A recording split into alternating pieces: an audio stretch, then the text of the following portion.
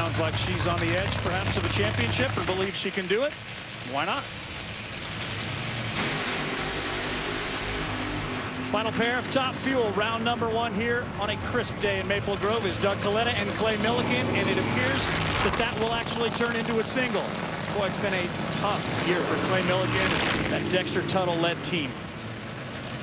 Boy, it definitely has. They've had all kinds of mechanical issues this season. I don't know how, the tune-up, that's the problem. You put a new combination on like they have, and when you can't get the car down the track and get that information, it's really hard to get a handle on that thing. So that's a tough break for that team.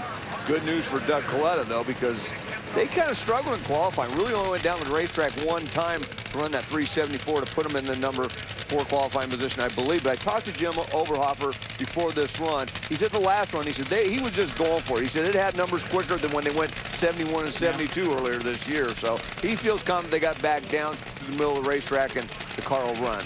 One interesting note for Clay Millican, who unfortunately cannot make the run. He made his 1999 first race day start. On that day, he lost to Scott Kalitta. It's going to be a round loss to Doug Kalitta right now, who gets the single. So Jim Oberhofer is crew chief. Final preparations are made.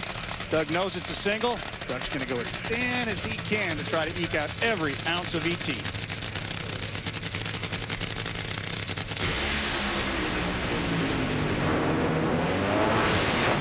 .375.9. A number good enough for lane choice in round number 2 of Top Fuel.